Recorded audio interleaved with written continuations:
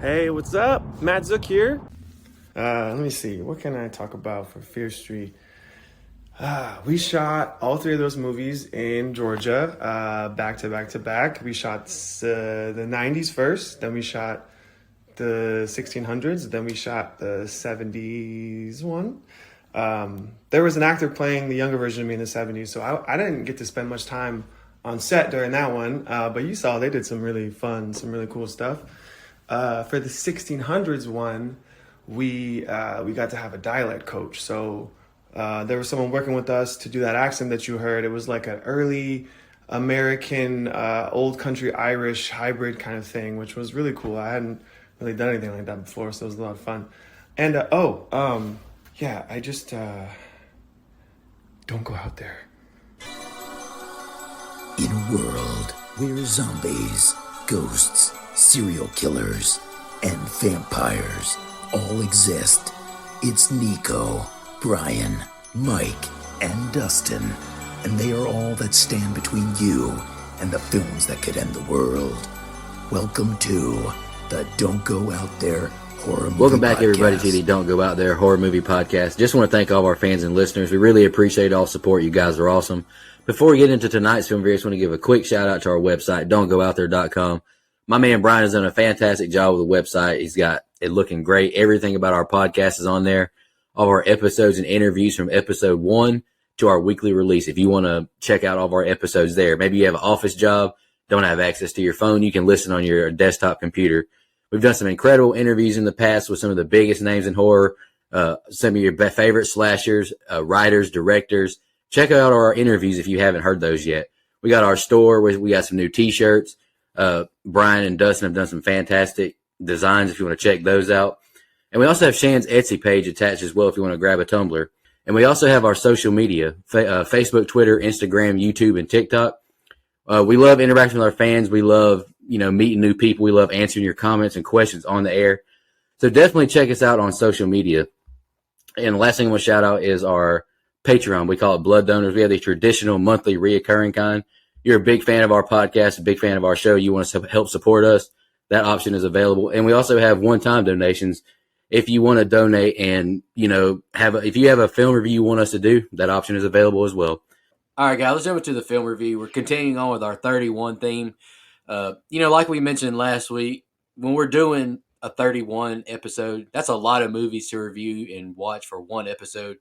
And it becomes kind of overwhelming, like Dustin mentioned last week, when we were reviewing other movies on top of watching all of these to get prepared for one show. So we just decided to do 2 months worth of 31. This week is Brother Mike's pick. Go ahead and announce your pick, brother. Yeah, so I went with Fear Street Part 3, which is 1666. This came out in 2021. It was, man, I remember that summer. I loved it. We talked about it in the group chat the other day, just how, that was so rare. You don't get that anymore. And we're, as horror fans, oh, that was a weekly treat for a month there. That was pretty fun. And we did instant reactions as those started to come out. So you kind of know my general thoughts if you've ever gone back and listened to that. But upon 2 now more rewatches, I like this movie more than I did during the instant reaction, but it still would be my least favorite of the trilogy. Now, again, I think they capture the mood and atmosphere of the setting. I think the set pieces are great. It feels like a little bit of and I don't mean this in a bad way, I mean this in a good way, like a TV version of an A24 movie. So they capture that essence, at least they do to me, that time period. It feels like I'm transported back there while it's happening. So I like the story, and I like every time we're in 1666. Now, I'm going to break this down a little more towards the end of the film.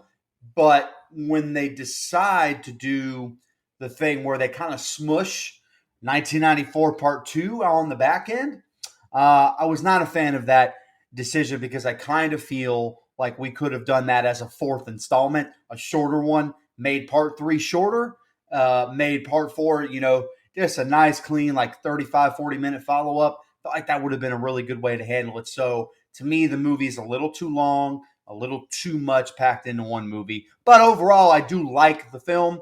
Just wish they had done some different things there. My man, I'm glad you said that. I'm glad you took that stance. Go ahead. Sorry, Nico. I was just going to say, Mike, I agree 100% with just about everything you said. I listened to our instant reaction this week, or not this week, but today while I was Yeah, at me work. too. Me And too. we didn't go into great details, but after a couple more rewatches for this episode, I'm with you 100%. I really wish they would have done 4 parts, just like you mentioned. The 1994 part, I really wish would have been by itself because the tonal shift just kind of took me out of it a little bit. And I mentioned that on our instant reaction. So, I mean, I'm not really changing how I feel about that, but I do feel that way even stronger. But I agree with Mike also that all 3 of the Fear Street movies are good.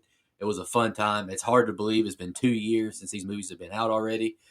I do enjoy all 3, but this is definitely my least favorite. But I will say that if 1666 was by itself, it would be my second favorite. 78 is the goated one of these 3. I Yeah, love like Sadie yeah. Saint. And I got more thoughts, more cons that I'll mention at the end when we give our rating. But I pretty much just reiterate what Mike said. I wish it would have been 4 movies instead of 3. Yeah, I had that in my thoughts too. Like, I think that the 1666 chapter of it was so fascinating just to give us that backstory. But at the same time, I've said this a couple times now recently on this show about how I don't feel like there's enough meat on the bone to make a full movie. So maybe that's what they thought. Maybe they didn't want to stretch the 1994 part 2 into that. But I wish they'd at least tried. And because I could have used more of that 1666. Like I They could have used could maybe have. 20 more minutes of Agree it 100%. 100%. because it was so good. Yep. The first time I watched this back when they all came out, I wasn't on the instant reaction with you guys for that, but I did watch the movie, and this was my least favorite of the trilogy. I think we're all in agreement. It's 1978's The King. So good. Yeah, that's our favorite. But upon this rewatch, I did move this one up. Oh, I guess I'm spoiling part of the 31 on 31, but this is my second favorite in the franchise now. Okay. And it's because of that 1666 portion of it. Now, also something that I wish upon this rewatch is I don't want to come across as saying that something always has to be released in chronological order, meaning I don't think that every trilogy has to be, we need the backstory first, we need the middle part second, and the final part third. But I kind of wish that this one they would have done that just because of how good that first part was, like that 1666 part was, and then just seeing it progress through the decades or through the centuries even. For me, I think it would have played better than starting, not present because that's 30 years ago, but starting in the 90s and then going back to the 70s and then going back to 1666. Kind of wish we'd have got them in chronological order. But regardless, I enjoyed it this time more than I did. Now, this isn't my favorite trilogy.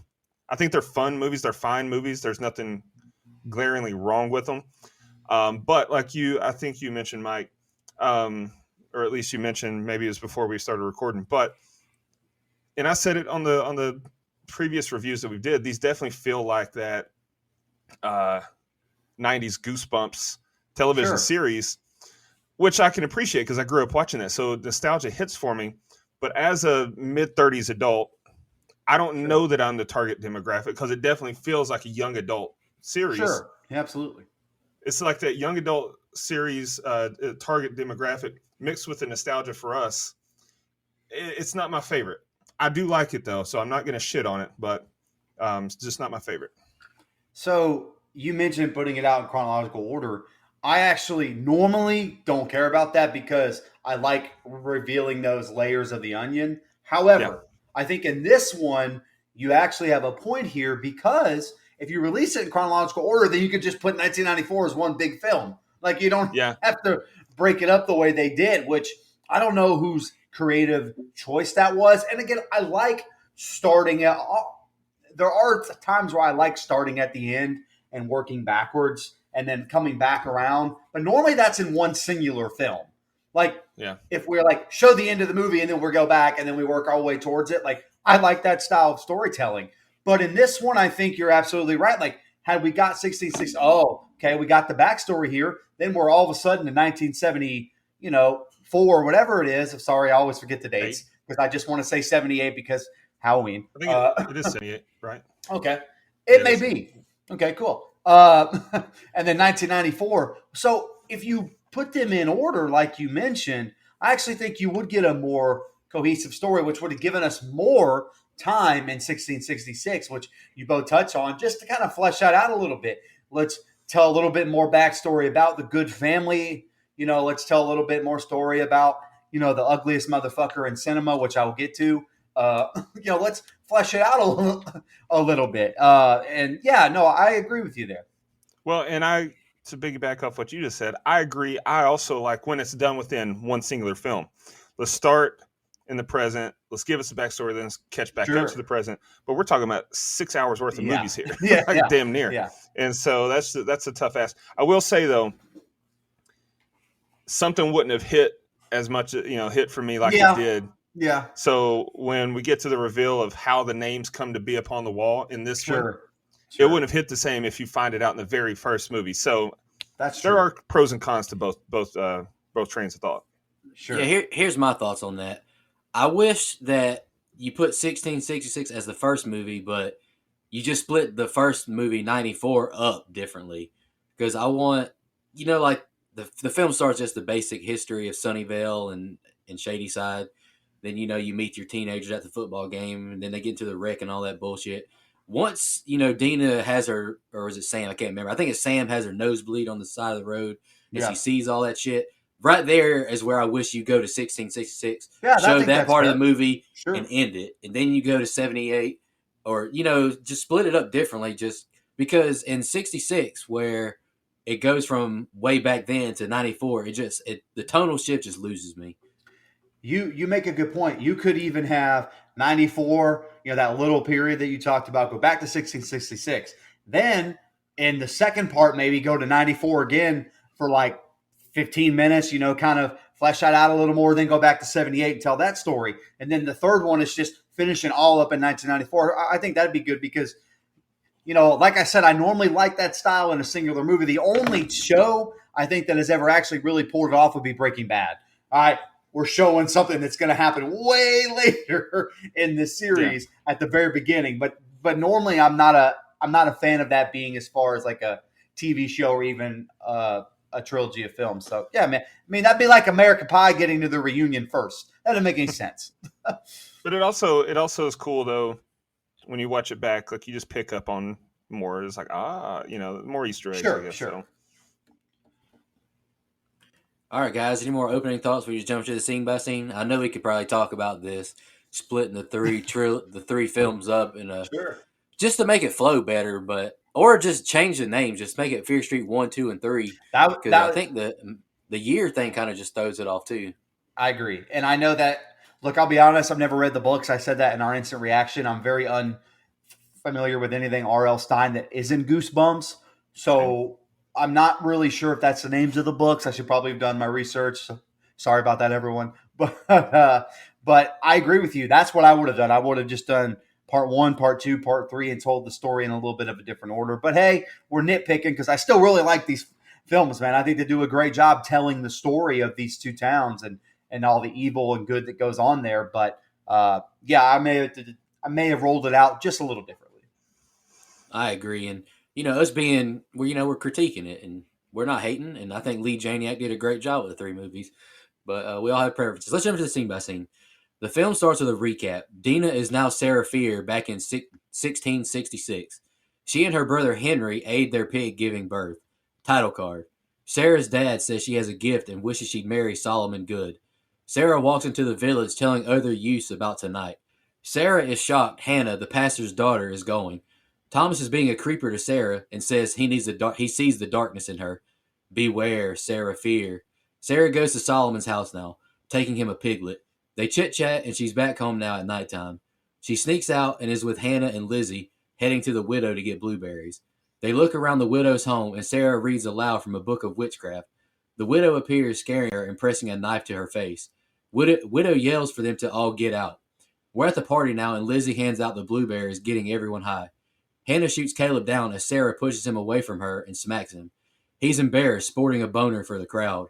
Sarah and Hannah sneak away as we see a POV shot watching them. Hannah puts the moves on Sarah as things get steamy. They hear a twig snap and they run off scared. Hannah says they'll hang us if they're told on. Thomas sees them kiss, calling them sinners. Sarah is at home touching herself, reliving the moments with her and Hannah. Henry wakes Sarah up pissed because she overslept and he's done most of the morning work. Sarah calls for her dog to eat, but no answer. Hannah appears saying something's wrong with her father. All right, Mike, that's the opening set of scenes I got. What'd you think? Yeah, so I do like that these movies start out with a recap, though, especially while they were happening in real time. So I wouldn't have to go back and kind of watch or, listen to even our instant reaction. I'm already locked in to what happened prior. So I like that we get a recap, a little bit of 94, a little bit of 78. I like that. And again, it reminds me of those early Friday the 13th movies that started with a recap of the film before and everything that took place, which I think is a subtle nod to it. And I think that's why I like it. Again, I said it in my opening, every one of these has like a certain thematic element from horror. I think the first one is clearly that 90s meta, a little bit of Scream, a little bit I Know What You Did Last Summer, slasher, all that stuff. The 90s style of slasher. Obviously, in part two, you get a combination of Friday the 13th and Sleepaway Camp. Like you get like a good combo weaved within the spooky stuff that's going on. So I think it's good. And then you get your little bit of your Witch, A24-ish style here as far as the filmmaking goes. Maybe not the storytelling, but the filmmaking kind of has that going for it. Look, here's the thing. In this movie, they do a good job of making me know, okay, something's up with the Good family. Like there's, in the second one, but like in this one, you can almost just tell with the first time that you meet Solomon, something I don't trust, and I think it was acted that way on purpose. Like, looks a little funky in this one. So, and again, I love the set in 1666, which I know, I think Dustin mentioned the word, fascinated or something like that. He mentioned just really loving this part of the film. Part of the reason I do is because of the sets. Again, I feel like I'm in this little ass early village in the 1600s, and they do a great job using light and dark and the sun and the moon and the way they shoot, holding lanterns and flames. And I just really, really love it. Even, down to the hut TP area that they go in and see. So again, it's just part of what makes the movie work for me. Hey man, whatever they're eating to trip balls around this fire, I'd like some. I would at least like to try it just once. So, whatever you got there, just, break me off a piece of that Kit Kat bar, man. I'm in. Also, this man had a boner like I did in the third grade when I got up to try to solve an equation, man. That is not cool. That is whoop, don't gavel me, because that is a fact that is true. Well, I shouldn't have said I third do grade. not know about your boners, first of all. Okay, everyone, come on, pal. When you got up in middle school, okay, you couldn't help it. There wasn't anything you could do. It was very embarrassing. You had to try to like put your binder in front of your shorts and shit. That's a terrible time. He looks like he had a terrible time here, because that is unfortunate. Again, I like that they're connecting everything, weaving it back through the story of Sarah Fier by having our modern characters, our modern actors play these characters. I think I like that connective tissue.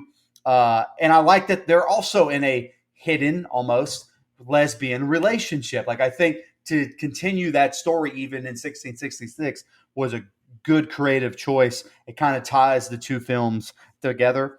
And I do think it's a very different time, because even in 94, I don't think being, homosexual was openly accepted, but it was much better than it was in 1666. In 94, you get like lunch food thrown at you. In 1666, they hang you by a tree. So again, I think we're in a little bit of a different time period.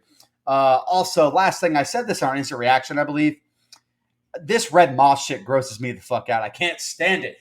I don't like seaweed when I go swimming in the ocean. So when I see that, that's what I think of, and I can almost feel it on my skin. It's fucking disgusting. I hate it. It gives me the heebie-jeebies. So yeah, again, in this opening part, I don't really think a whole lot of story happens, but I'm still entertained. I'm still locked in because of how everything is being shot, how the material is being. Yeah, so the very beginning is a little slow to me to be the third movie in a trilogy. Like the first two movies, once we saw where we're going, it's like, holy shit, there's a lot of action packed. So it's a little bit of a slow start, but it's also that also plays into why I wish that we kind of wish we would have got this as the first movie, like 1666 is the first movie, because it all just ramps up from there. And kind of slowed down the pace. It's like a wrestling match when you heat the crowd up and then you lull them back to sleep to heat them back up again. It's kind of what we got here. It's just a lot of backstory until the girls go into the woods. I do like how we see in the reflection of the water that Sarah Fear is Dina, or she's not Dina. Like we see that this is just a kind of like a flashback and she's seeing all this, so she's there, but it's really not her. However, you mentioned how we like it's our modern characters playing it. It didn't make sense to me for the other modern characters to be playing it because they're not having this flashback. Like I think that's fair. It's just Dina having this. So I wish that we would have seen everyone else as they were. Like we would have saw the pastor's daughter as the pastor's daughter, Sarah's brother as Sarah's brother. But anyway, it's fine. I can forgive that. The tension does really pick up though from there, especially when they get into the widow's tent there and we see that creepy old bitch with a devil book. Like now it's like, okay, I can feel it. And they do a good job establishing that with the score as well. So good on them for that.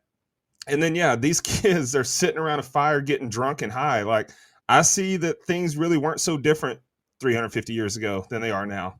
And those snozberries must have really tasted like snozberries because those kids, like you said, were tripping balls. I want to know what that was. But and another thing, I don't want to be too crass. At least I'll try not to be.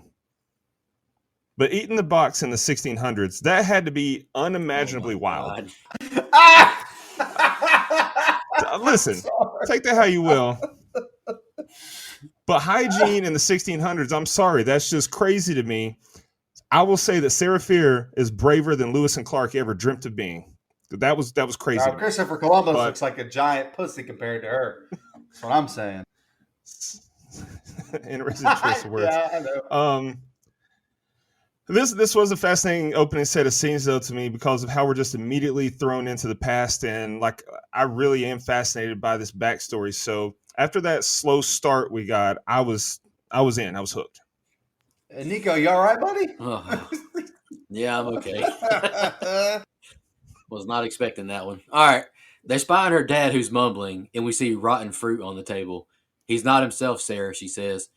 Hannah says she's not to see Sarah anymore. Her mother suspects of their wickedness. Hannah thinks she caused what happened to her father. Hannah's mom barges in, throwing Sarah to the ground and smacks Hannah. She reveals Thomas saw them and throws Sarah out the house, slamming the door. Sarah is being stared at by the villagers and makes it back home. Her dad asks if there's something she wants to tell him. He questions what she did last night. We see shots of the land as George tells of his wife speaking on the land. He says he failed her and Sarah both. He walks away, slamming his door. Henry calls for Sarah, showing her the mother pig ate all the piglets. She asks for the axe and kills the pig. All the town is in peril, rotten food, wild animals, and they pull a dead dog out the well. They cry, realizing their water is poisoned. Thomas says it's work of the devil, asking who caused this. Solomon goes to Sarah's house and gives her a knife as a thank you. She asks if he can keep a secret. She wonders if something is wrong with her and says she's never been normal, maybe born wicked. The two hear a scream now and see a crowd of people outside of the church. All right, Mike, that's the next set of scenes. What'd you think? Yeah, here we finally get a little more development into the plot of the film. Like it took them a long ass time to kind of like develop what the story actually was. Again, I'm still hooked because I love this like transportation back into time, but we finally get a little bit more. The father is quote unquote sick. Like we've seen some of the people in the other two movies be sick, like, you know, the nurse at the camp and everyone else, and or a lot of people in part one. But again, I like having that thing still exists, that same kind of quote unquote illness. Again, connective tissue, which I've used like 6 times more than I ever have on this show tonight. Look, most of the time when a parent doesn't like your partner of choice, they just call the parents, complain, or they tell you, hey, you can't see him or her anymore. No, man, This mom came in and beat the shit out of Sarah Fierce. She said, "Get the fuck out of here," which I can appreciate the honesty. Sarah Fierce, you're not fucking welcome here. Anyway, I mean, Hannah's mom whipped her ass. Also, this man, when he gets home, now, when she gets home, the dad is roasting Sarah. I mean, just absolutely brutal. Basically saying she's weird, she's not going to amount to anything. Her mom was right, blah, blah, blah, blah, blah. Like, that is some tough times for Sarah Fear, man. Then you have this poor hog. It gets his head cut off. But listen, you mentioned the hygiene, Dustin, back then. Mm-hmm. You really have like one pair of clothes, too. Like, you don't have a whole lot of options. So you sit there walking around with hog blood on your, blouse all day. That's a little bit of a tough one. That's a little bit tough. Showers were scarce back in 1666. So not only is it on your face and hands, but it's all over your shirt and dress and shit like that. That doesn't sound very fun, man. Look, I love this scene in the center of town, mostly because of the setting. I like the way it looks. I like that, we have a little bit more story pointing out they're welcoming the devil in, and this is something I meant to mention in my open. I'm kind of glad I didn't. So I had actually had something of substance to say here. I do feel like I've seen this movie before. Like this exact setting, this exact story, like this feels like a movie I've seen before. Small nitpick because I still enjoy it. I mean, again, I rewatch a lot of movies all the time. So I'm okay with it. But I feel like this particular backstory and plot doesn't add anything to the story that we don't already kind of have an idea of, except for the reveal with Solomon later. So, look, I hate to judge another person's looks, but I mentioned it in the open. Thomas is an ugly motherfucker. He may be the ugliest motherfucker I've ever seen. It's a toughie. Talk about 1666, Slim Pickens, and he still didn't get picked. Now, explain that to me. That's all I'm saying. Again, we are being... I would say his only rival that I can think of off the top of my head for the ugliest motherfucker in movies is either the groundskeeper or the security guy in Hogwarts. I can't think of his name. yeah. Or the hobo under the bridge in Dennis the Menace. Both of those. Jesus Christ. I think that was Christopher Lloyd. So what makes him worse? Sorry, but what makes him worse is that he's not really like this. He's just kind of a normal guy. Like, sometimes even in the new Halloween trilogy, Michael Myers is ugly as shit under that mask, but they made him that way. He's been, ugly forever.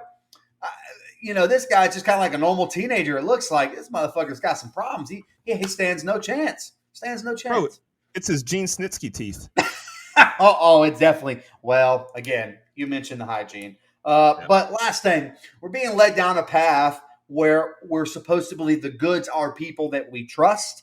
But I have my sensors on, like, something doesn't feel right. And again, I'm sure the books were written that way. And I do like the fact that the good family is the ones who are evil. I think it's a little on the nose, but it's a fun play on it.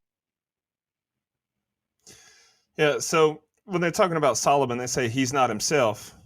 Well, the flies swarming around him is probably a huge sign that something's wrong. Like, no one even mentioned that. This motherfucker's got a flock of flies just hovering over him. But okay.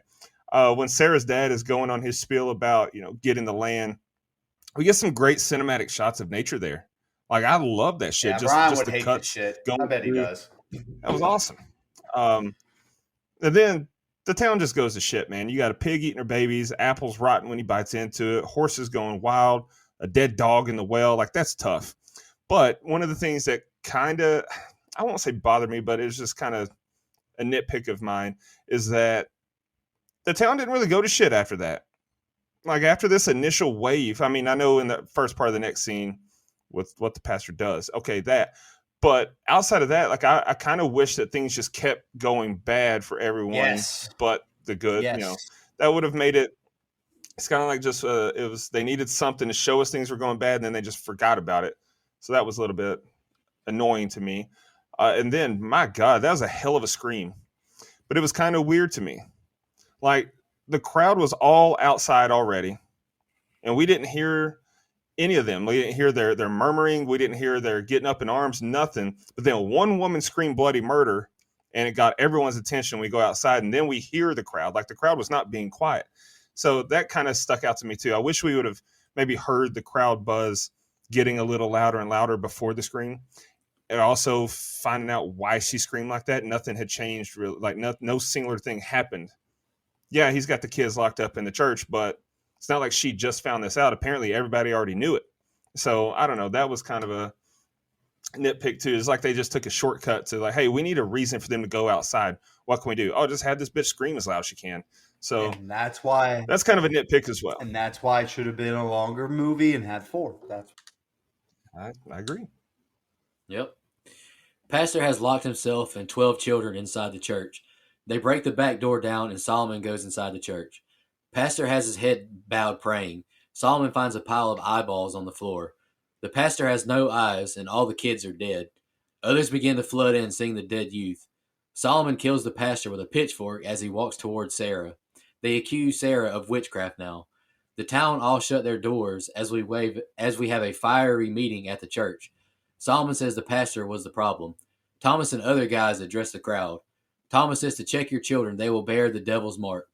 Caleb says he has proof. He tells them a lie and accuses Hannah and Sarah. The crowd calls them witches. They see them looking through the window and chase after them. Hannah is captured, checked for marks, but Sarah escapes. Elijah says they will not have rest until Sarah is found. The crowd separates in pursuit of her, looking in every house. Sarah watches from a distance and begins to sneak around the village. Sarah makes it to Hannah, who tells her she will be hanged in the morning. Sarah says she will go back to the widow and make a deal with the devil to try and save them.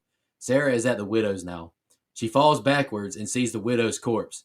Sarah is chased and makes it to Solomon's, banging on the door.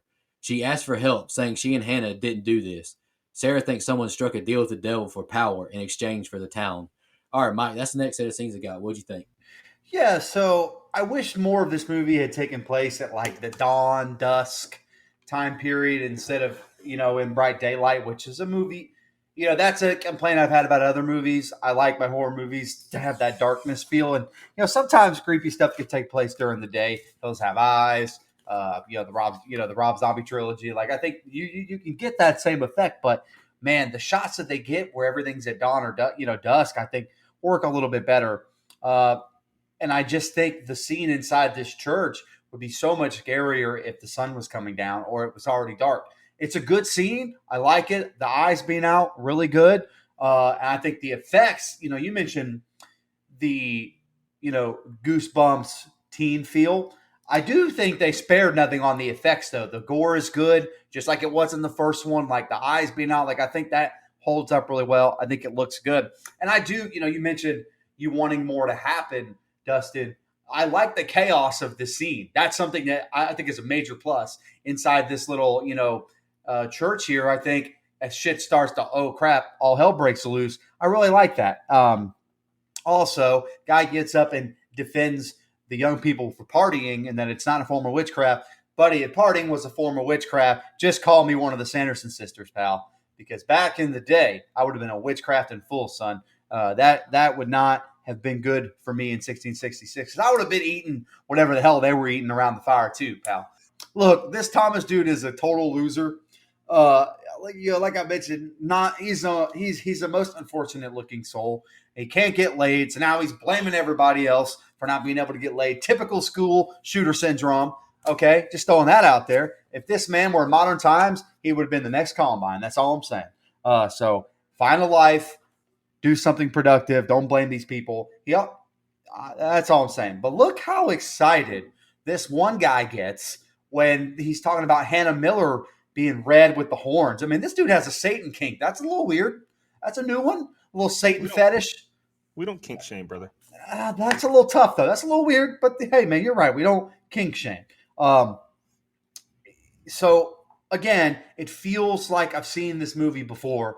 Not in that sense, but in the sense that we're trying to figure out who the devil has a hold of, who's got to deal with the devil, who's possessed by the devil. Just a story I feel like I've seen play out a bunch.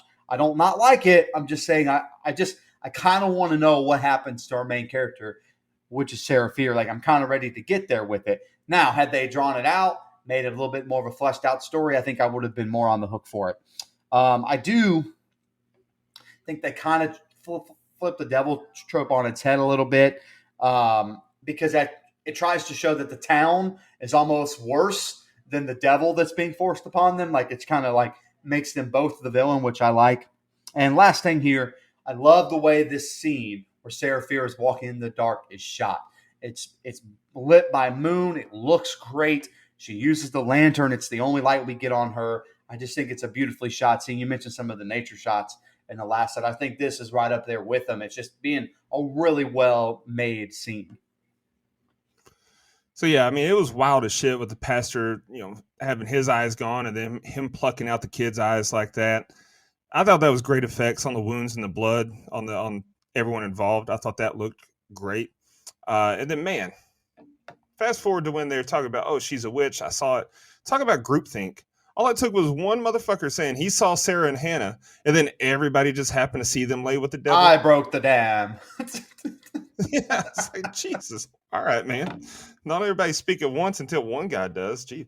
But, I didn't take a ton of notes on this section, but I will say that when Sarah throws the rock and then homeboy grabs his lantern to go over and check it out, see what happened. That was like a scene from a damn video game. That was terrible. What an awful distraction. She threw a pebble that hit a little bucket or something, and then he just, gotta go check this out. And then she just snuck in behind him. Like that was like something out of one of the old, not Splinter Cell, but one of those games where you gotta sneak around and get past the guards. Like that was fucking terrible. Might as well have been Disney's Robin Hood with the vultures being security. That was just terrible. But I'm not gonna shit on the scenes that much though, because it did show us we got a lot of progression made as far as storyline and where we're going, but there's just some bad stuff that stuck out to me there. Sarah hides as the crowd makes it to Solomon's house. Caleb searches the house as Sarah finds a tunnel below. Solomon kicks them out as Sarah finds a symbol on the ground that's been filled with goat's blood. She also finds the same book she read at the widow's as Solomon joins her. We see the flashback of Solomon making a deal with the devil. Solomon sacrifices one person a year and says she likes him. She stabs him and tries to run off. He grabs her and bashes her in the head with a stone. He chases after her as Sarah finds a heart in the ground. Sarah tries to climb out the tunnel but is snatched down by Solomon. He says he loves her. He cuts her hand off and she screams in agony as she crawls away. Sarah kicks out the floorboards and is in the church. She hobbles out the church and is grabbed from behind by Solomon, who calls her the witch. The crowd takes Sarah and Hannah to the tree to be hanged. Sarah confesses to walking with the devil to save Hannah's life. Sarah tells Solomon the truth will come out as he wraps a chain around her neck. Hang the witch, the crowd chants. She's yanked into the air and killed. They bury her body in the ground. We see her body relocated by Hannah and other friends for a proper burial. We see the red moss grow in flashbacks from 1978 and 94. Dina comes too, on the side of the road now, as Sheriff Good arrives. All right, Mike, that's the next set of scenes I got. What'd you think? Yeah, so again, talking about Thomas here. Imagine being imagine having no say as a horny man-child and his friend want to search your house, like they did with Solomon Good. Like, hey, man, get the fuck out of my house. But I remember 1666, the church rules all, man. So, yeah, I'd be going fisticuffs, man. You're not going to come up in my house. I will say this is a creepy-ass, well-done scene with the anagram and the blood filling up. Like, I really like the way that was shot. I love the way it's lit. I think it looks really good. And going back to the beginning when I had my inkling for Mr. Good here, I like the reveal. I think the reveal is worth it. I think Sarah, the shock on her face is really well portrayed, really well acted. I love the scene. I love the effects. And I love basically having that living, breathing hive thing or whatever you would call that. I'm just going to go with it's a representation of hell. I love the way that looks. I love that it beats like a heart.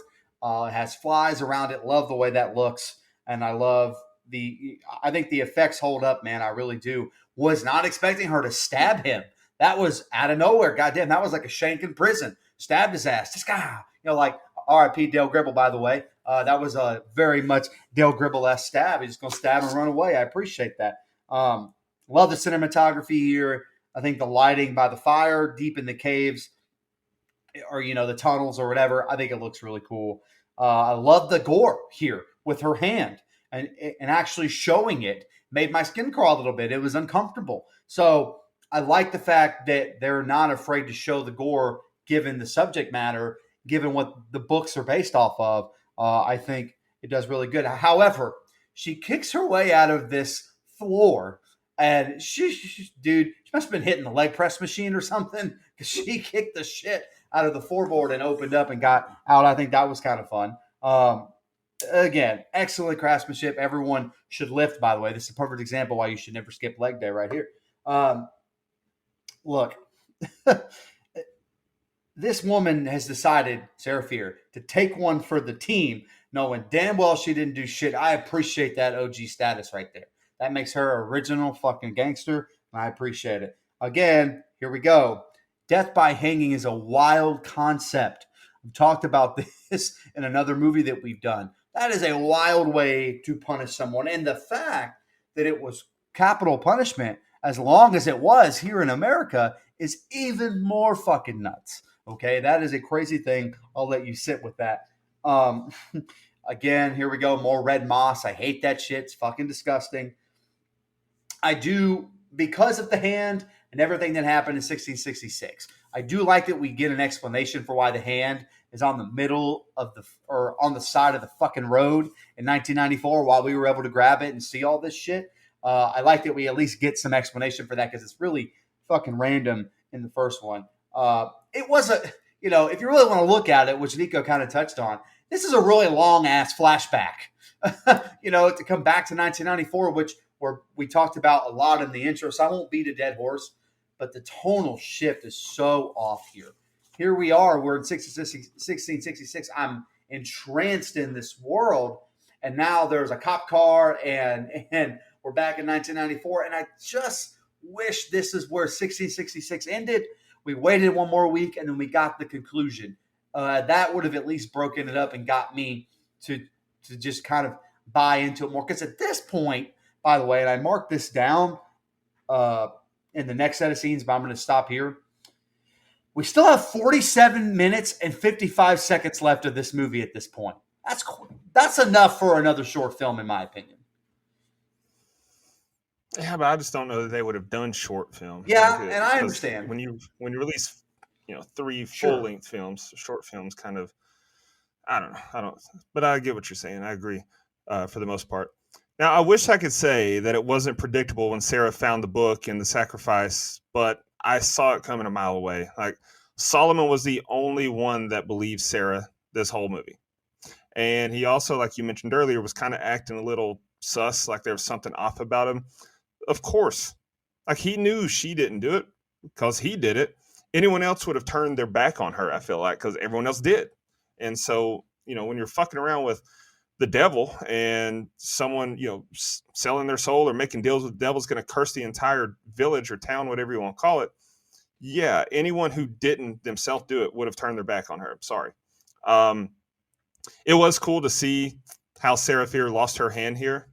Like, that was cool to see, actually see it happen and see it. But that had to be the sharpest damn knife in the world in 1666. One swipe of the wife and that bitch was hanging on for his dear life. Sorry, not buying that either. Your local blacksmith spent a whole week making that knife, buddy. Come on. But yeah, like you said, though, after the hanging, I feel like that whole part that we'd seen previously could have been its own standalone. And it was very weird and off-putting to me to be like, oh, part 1, part 2. This is Fear Street part 1, part 2, Electric Boogaloo. Like, it just doesn't. It kind of was a wet fart for me. But that's okay. There was some good stuff in this one, especially with the gore and violence. So I appreciated that. Hey, really quick, when Solomon finally just turns on Sarah altogether and is like, she's a witch, I saw her. I thought of the kids in South Park blaming Butters for riding the tail of Scrody McBooger. I was like, hey, man, that was Butters. I don't fucking know. What y'all talking about? Oh, man.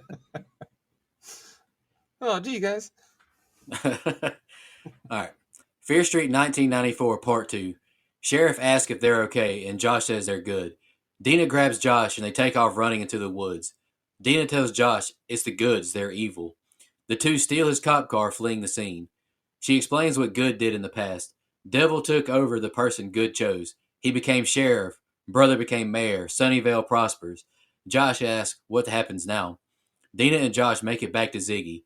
She falls to her knees hearing Nick Good is the evil one, her summer crush. We need to kill Nick Good.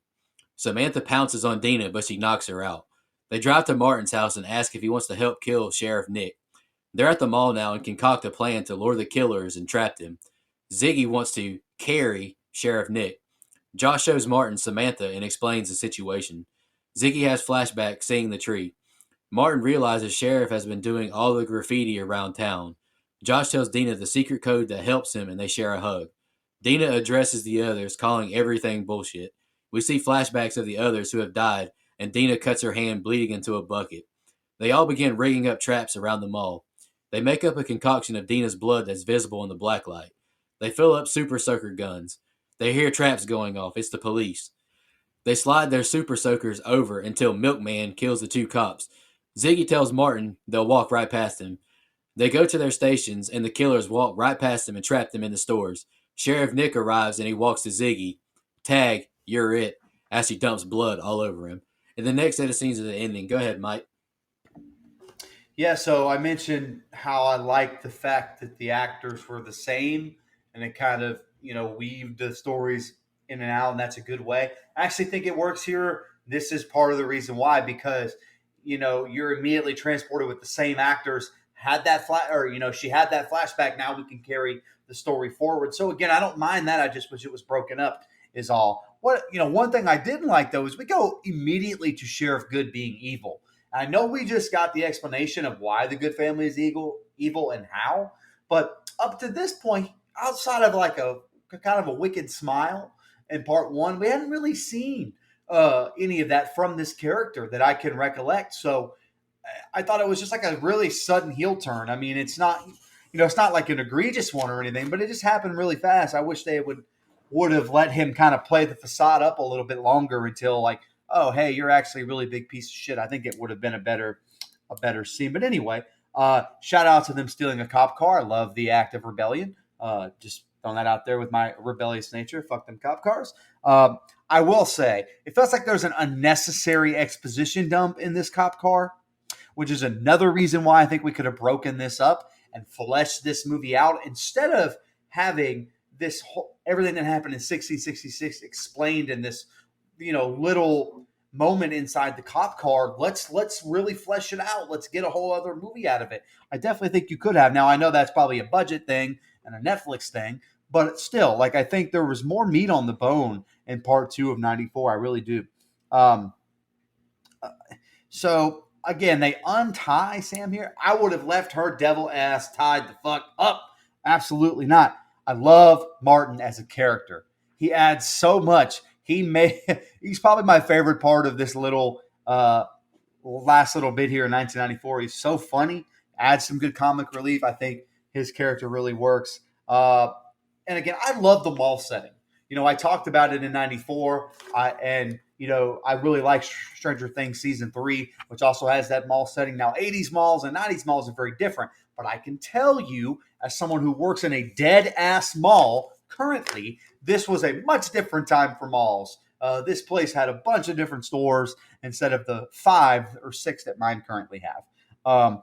Shout out to have a throwback to the head slicer kill from part 1. Elite fucking kill. Awesome. Very creative. And another piece of quote unquote connective tissue. I love that the tree makes its way through all 3 of the films.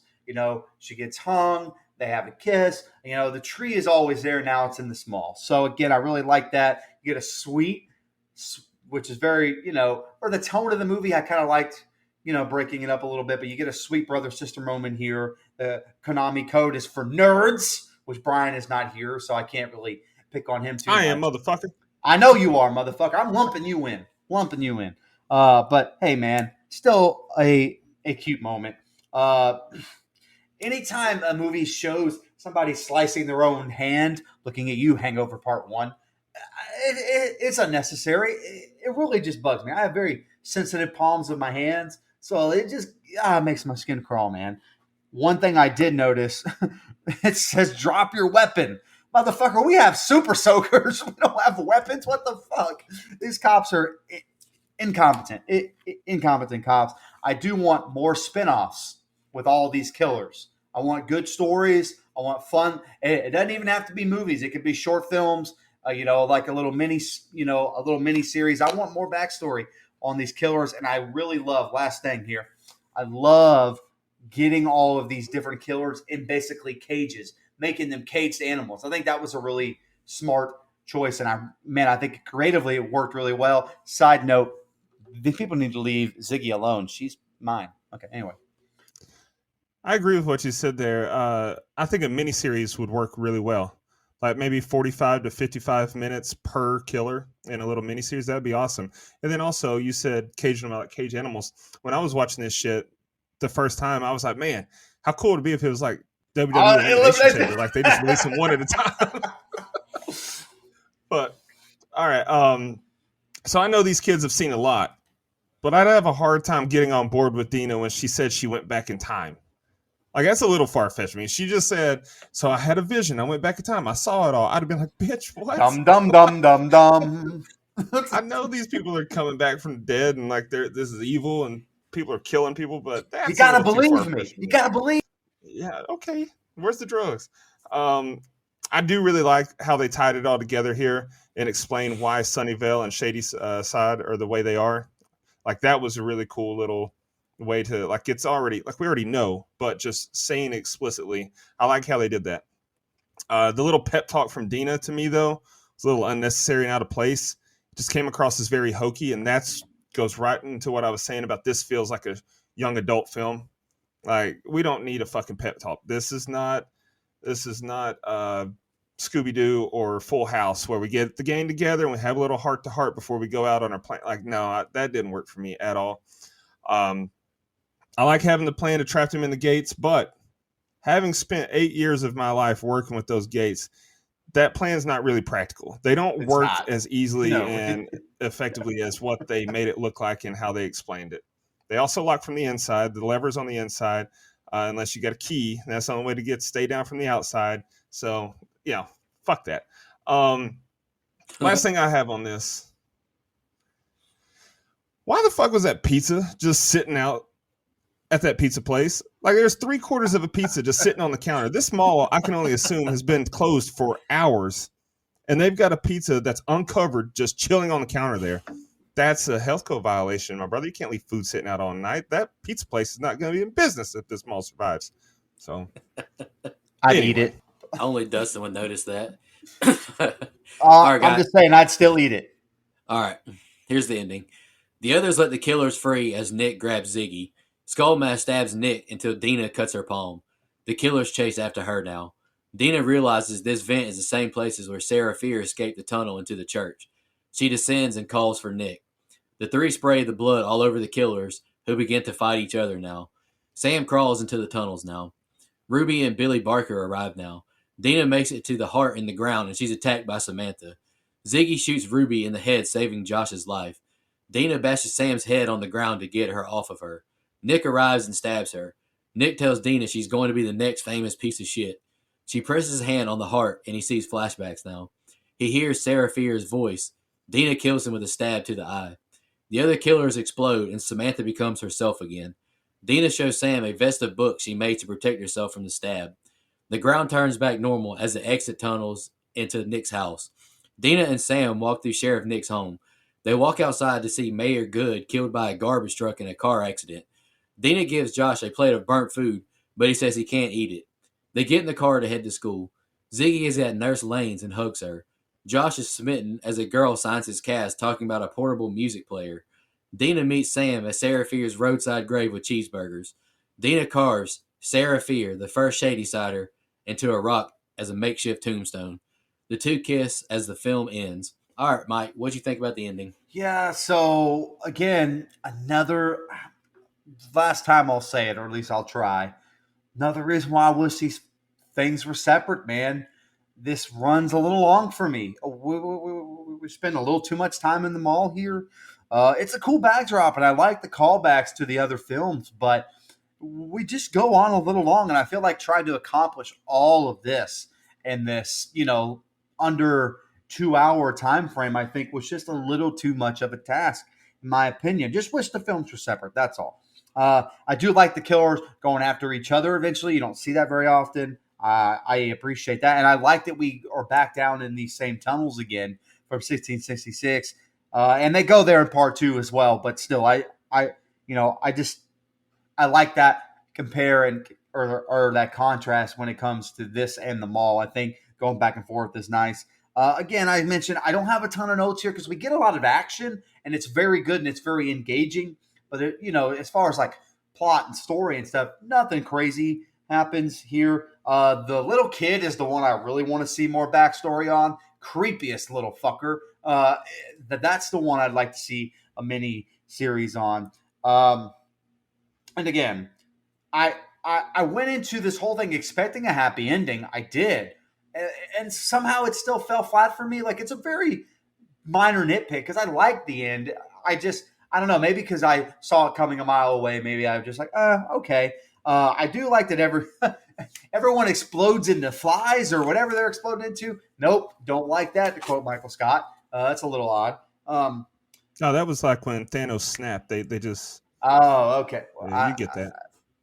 Yeah. What the fuck is a Thanos? Anyway, is that company that white lady ran out of Stanford that like made like at-home blood tests? Oh, that's Theranos. Never mind. Okay. Sorry.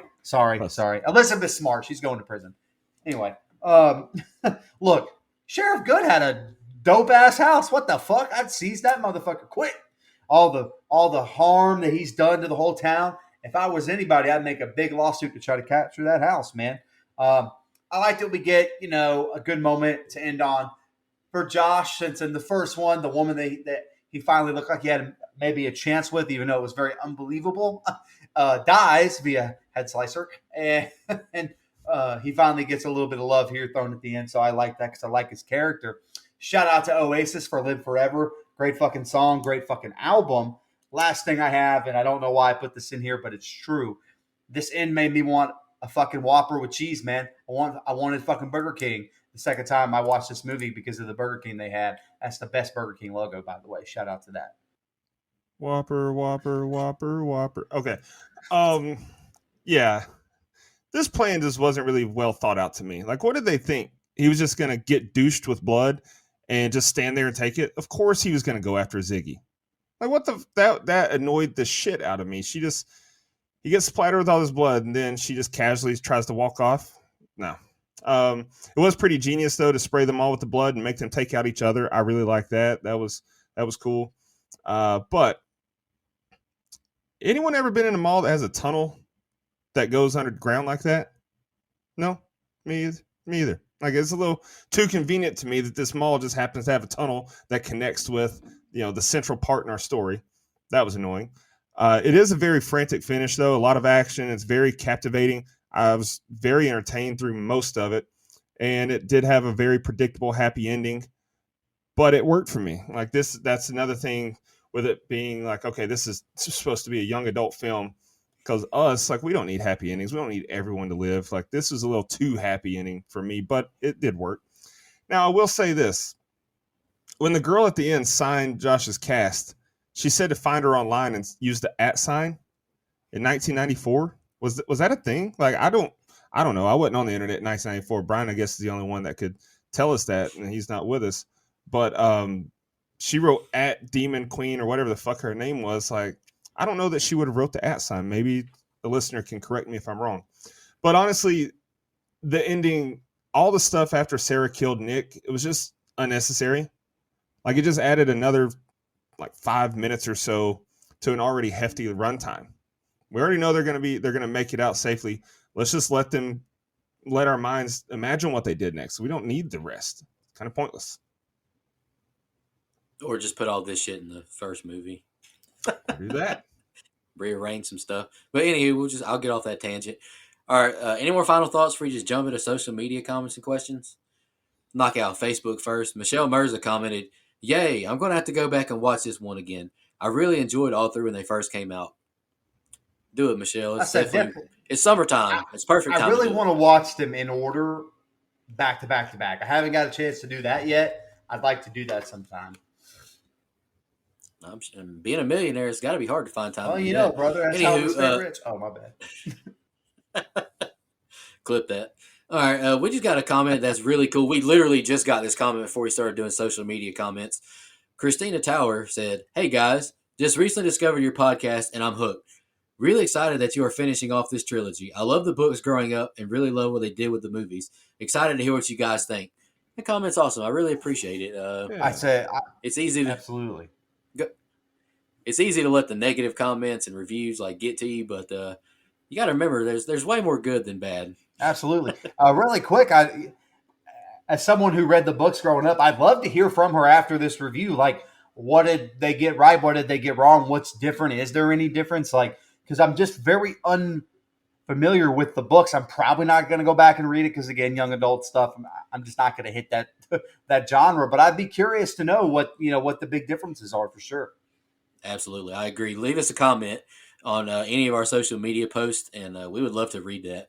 And the man with the best Instagram @ I agree with this comment 100%, and I'm glad he commented this. This was definitely my least favorite of the trilogy, only because of how little time we actually spend in 1666. I know the film had to wrap up the events of 94, but I really wanted to learn more about Cyrus Miller and just be able to experience more from that time period. We all agree with you, brother. But they definitely could have made a full 1666 movie. I mean, this is the whole origin. You can't stretch this shit out a little bit more? Explain it? Yeah. Who was that optional 13th ghost? Yeah. Yeah, definitely agree, brother. Dustin, you got any fun facts? I got just a couple. So this is the only film in the trilogy to actually reference the titular Fear Street. Good was also the surname of a prevalent family during the Salem witch trials, so that was kind of cool. R.L. Stein actually visited the set during filming. And the last thing I had was after killing Nick, Dina removes her coat to show Sam her body armor that was made of books, and the books are actually various Fear Street titles, including The First Evil, Fear Street Cheerleaders #1. Okay. All right. So there's multiple. I think we already discussed this in one of the other Fear Street reviews, but like Dustin, I also have CTE. That's about 15 years of playing football on the defensive line working against me here. Look, I couldn't I feel like I'm failing here, but couldn't find a budget. There was no gross because they haven't put out any physical media for it. So it's all been Netflixed. I couldn't find a budget, and I'm guessing because they were all shot at a very, around the same time. So it probably had one set thing. But Netflix is pretty tight-lipped about what they spend on these things. If anyone else can find one, that'd be great. But, I mean, I looked on IMDb. I looked on Google. I put it in there. Maybe I'm just blind as shit. But I could not find a budget for the life of me. Nah, them streaming originals are kind of hard to find the financials for. Yeah. They probably don't want to leak that info out. I'm sure. That's smart. Yeah, I was going to say I wouldn't either. It was all right. Well, all right, fine. I'll throw this in. The shoot lasted for 106 days. They did shoot all three together, and it wrapped in September of 2019. So it took them a long time to get these movies out on Netflix, but they were all shot consecutively. All right, guys, let's jump to our favorite kill, least favorite kill, and the rating. Dustin is going to read Brother Brian's pick. He couldn't make it tonight. Missed you, but Dustin's going to read his rating. Brian says, and I quote, besides Scream, us finishing up a franchise is pretty rare on this show. So in that case, I was pretty excited about doing this one. On the flip side, I've said in our other reviews, this one is my least favorite of the three. That's not to say I hated it or anything, but it just didn't hit for me and resonate with me the way the other two did. The first one gave nods to slashers of the 90s, the second one to the 80s, and obviously this one to movies like The Witch and The Village, and I don't know, it just ... While the other two, I enjoyed those references, and this one I was just like, meh, I'd rather watch those movies. It just didn't work for me like the other one did. I was just like, meh. It did okay wrapping up the trilogy, but almost felt disconnected to me with the two parts, and maybe this should have been a quadrilogy, splitting this one up. We agree. I gave part 1 an 8.5, part 2 a 7, and this one a flat 6. Okay. I'll go next. Favorite kill, I'm going to go with the pastor and the kids just because I think that scene is really dark, really good scene. I enjoyed it. I wanted more of that. Least favorite kill, I'm going to go, this might be reaching, and I don't even know if this should count, My least favorite kill, I'm going to go with the killers that just evaporate when good is killed. I don't know. I mean, I know there's legend and all that attached to it, but I would have liked something a little different than that, I guess. Rating, I've kind of said how I feel about it, really. The only thing I'm going to add to my cons, and this might be a hot take, I might be alone feeling this way. Dustin kind of mentioned it with not having the same actors, actresses from the first ones in 66. But I really wish there would have been a different actress for Sarah Fear in the 66 part. I think Kiana Madeira did a fine job in the first movie, but I don't really think she connected with this old-timey character. I kind of felt like she was just reciting lines. To me personally, this was her second movie in this trilogy. And if you go back to 2015, Anya Taylor-Joy acted circles around her in The Witch, 6 years ago. Just wasn't a huge fan of her portrayal in this movie. I thought she did fine as the, teen girl in 94. Just wasn't a huge fan of her portrayal in this, but, that's just me. Fun trilogy. I'm glad we concluded it. And Brian mentioned it. The only franchise we've completed besides this one is Scream. So I'm excited that we concluded it. We finally reviewed it. I do like the movie, but it is my least favorite, and I'm going to give this a 6.25. I think I gave the first one a 7.5 when we reviewed it at the beginning. When did we review this movie? It was at the beginning of this year, wasn't it? I think it was in January. I think Brian picked it. But yeah, I think I gave that 7.5. I'm going to give this one a 6.25. Okay. I'll go ahead and go. As far as the killings go, my favorite kill is probably the pastor because I think his effects look so good with the eyes being gone, and then a pitchfork stabbing. That's just unique. We don't see that, so that was cool. When's the last time we saw a pitchfork death? Was that the Crazies? And I said back then, got a fever. I need a prescription for more pitchfork. Got it. Well, you hated the pitchfork kill in X because you didn't think the guy would die from the eyes getting pulled out. That's true. That's true. I still don't. This pastor proves it. This pastor doesn't have any eyes. Got him. Least favorite kill to me.